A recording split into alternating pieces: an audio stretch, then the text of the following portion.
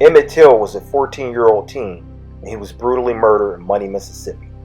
The lynching of Emmett was the key turning point of the civil rights movement because the outcry of injustice sparked a national movement. Emmett Lewis Till, also known as Bobo, was born on July 25, 1941, to Mamie and Lewis Till. Emmett grew up in a thriving, middle-class black neighborhood on Chicago's South Side.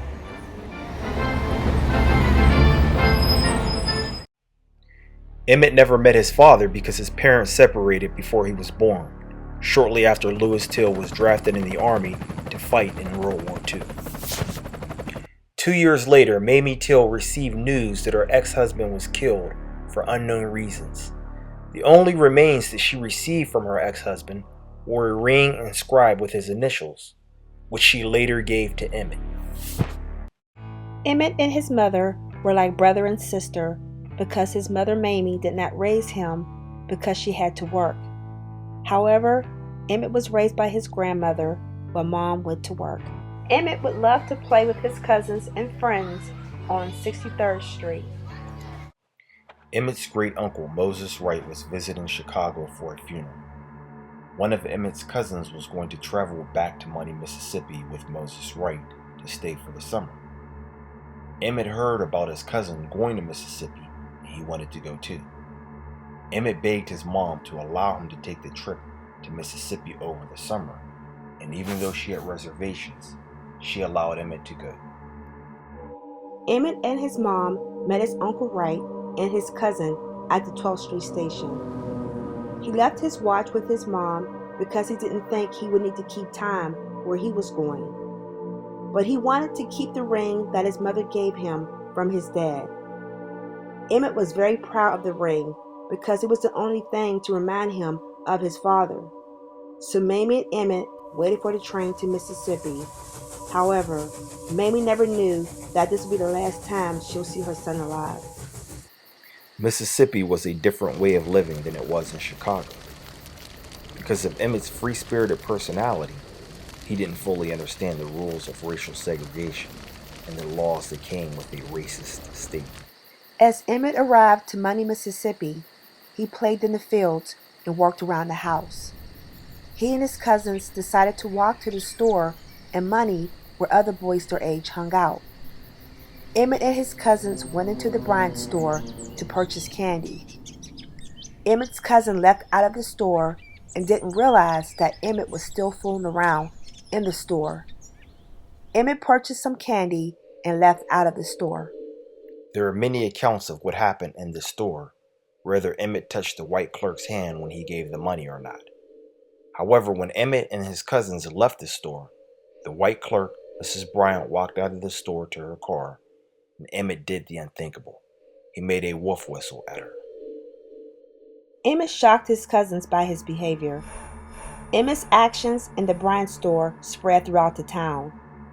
Emmett and his cousins were petrified and feared that something bad was going to happen. Reluctantly, the cousins had to tell Uncle Moses what had happened at the Bryant store. The family urged Uncle Moses to send Emmett on the next train smoking to Chicago. 3 days later, at 2:30 in the morning, there was a knock at Mose Wright's door. Mr. Bryant wanted to talk to the boy who was from Chicago and did a lot of fast talking. Moses reluctantly allowed Mr. Bryant to enter the home because he feared for his life, and Mr. Bryant had a pistol in his hand. But he assured Moses that all he wanted to do was talk to the boy. Mr. Bryant grabbed Emmett out of his bed, dragged him out of the house, assuring Moses that he would take him up the road, whooping him and bring him back. Mrs. Wright offered money if they would let Emmett go, but Mr. Bryant and Mr. Milam were uncompromising. Emmett was put into the back of the truck, and they pulled off into the night. They took him 30 miles away to a farm in Drew, Mississippi. Uncle Moses and Emmett's family waited patiently for Mr. Bryant and Mr. Milam to bring him back. But as the night turned into dawn, they knew they weren't going to bring him back. Days later, Emmett's body was discovered in the Tallahatchie River, bound with a barbed wire to a 70-pound cotton gin fan. The funeral home wanted to bury Emmett immediately because they didn't want to have any flack from the state of Mississippi due to what was done to Emmett's body. So the funeral home arranged for a burial and had Emmett almost in the ground until Mamie Till and the Chicago officials requested to have the body returned to the mother in Chicago. The body was returned to Chicago so that Mamie Till could finally see her son before burying him. The funeral director did not want to open the box that contained Emmett's body, but Mamie insisted to see her son. Mamie was not prepared to see what was in the box.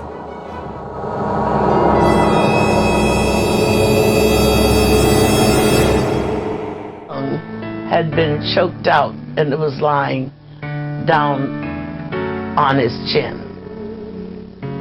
I saw that this eye was out and it was lying about midway the cheek. I looked at this eye and it was gone. I looked at the bridge of his nose and it looked like someone had taken a meat chopper and chopped it. And I looked at his teeth because I took so much pride in his teeth. His teeth were the prettiest things I'd ever seen in my life, I thought. And I only saw two.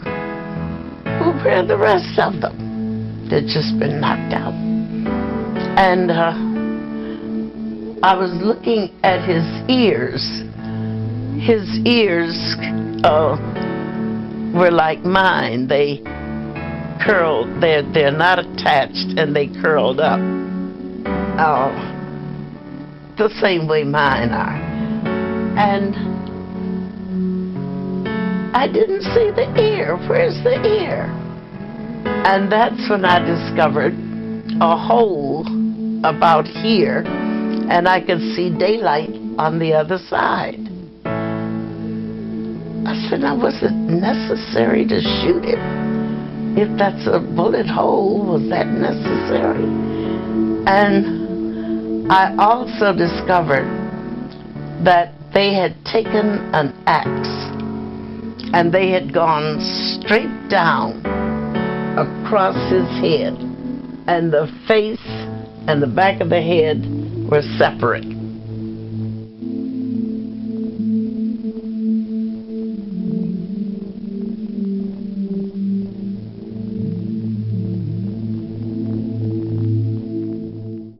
The funeral director wanted to know if Mamie preferred a closed casket. Mamie Till said that she wanted to have an open casket and not to do anything to fix up the body because she wanted the world to see what they did to her son. Thousands waited to see Emmett's body, and many screamed and fell out in hurt and pain. Mamie allowed spectators to view the body even after the funeral was over. Mamie's courageous acts allowed America to deal with its ugly, racist problems. Roy Bryant and J.W. Milam were arrested for the murder of Emmett Louis Till. Mamie Till received tons of death threats and vicious letters encouraging her not to attend the trial. During the trial, tons of people came out. As Mamie would walk from her car into the courthouse, spectators looking on would point their guns at her. Pictures of Emmett's body appeared in the Jet magazine, which revealed the ugly monster of racism that America had to deal with. Testimony from Moses Wright was the most damaging. Moses pointed to J.W. Milam and said that he was the one who took Emmett from the house. Moses' action put his life on the line from the vicious racists. His action was very courageous because he spoke the truth in front of a courtroom filled with white people. But Moses was determined to tell the truth by any means necessary. The all-white jury came back after less than an hour with a not guilty verdict. The courtroom cheered with great happiness. Moses Wright was so disappointed with the verdict that he told his family that they must leave Mississippi immediately. Moses didn't feel safe anymore in Money, Mississippi. The grand jury of Greenwood, Mississippi agreed to hear evidence related to the kidnapping charges against Roy Bryant and J.W. Milam. But after 15 minutes, The grand jury did not return an indictment. People from all over the United States were outraged of the injustice. J.W. Milam and Roy Bryant confessed their story in the Look magazine for $4,000. J.W. Milam and Roy Bryant were protected by the double jeopardy rule from being tried again after their confession in the magazine. Mamie Till Mobley died on January 6, 2003. She never saw justice for the murder of her son.